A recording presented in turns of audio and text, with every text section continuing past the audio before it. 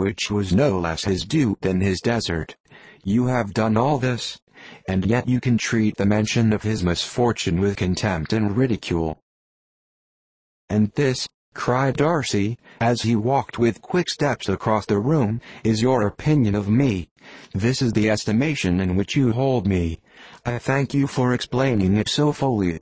My faults, according to this calculation, are heavy indeed. But perhaps, added he, stopping in his walk, and turning towards her, these offenses might have been overlooked, had not your pride been hurt by my honest confession of the scruples that had long prevented my forming any serious design.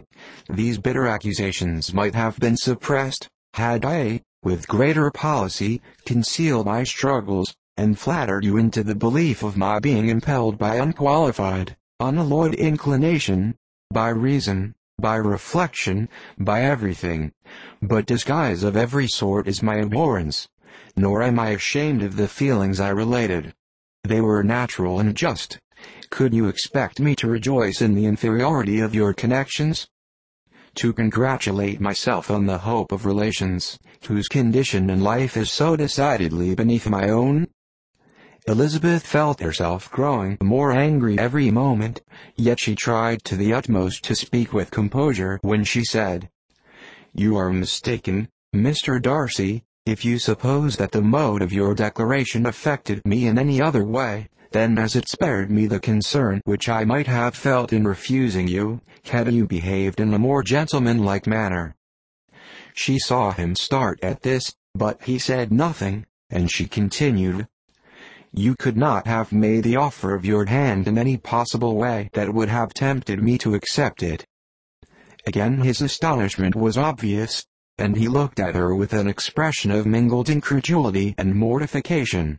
She went on, "From the very beginning, from the first moment, I may almost say, of my acquaintance with you, your manners, impressing me with the fullest belief of your arrogance, your conceit, and your selfish disdain of the feelings of others, were such as to form the groundwork of disapprobation on which succeeding events have built so immovable a dislike, and I had not known you a month before I felt that you were the last man in the world whom I could ever be prevailed on to marry." "You have said quite enough, madam. I perfectly comprehend your feelings, and have now only to be ashamed of what my own have been. Forgive me for having taken up so much of your time, and accept my best wishes for your health and happiness." And with these words he hastily left the room, and Elizabeth heard him the next moment open the front door and quit the house. The tumult of her mind was now painfully great. She knew not how to support herself, and from actual weakness sat down and cried for half an hour.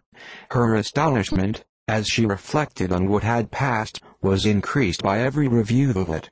That she should receive an offer of marriage from Mr. Darcy, that he should have been in love with her for so many months, so much in love as to wish to marry her in spite of all the objections which had made him prevent his friends marrying her sister, and which must appear at least with equal force in his own case, was almost incredible.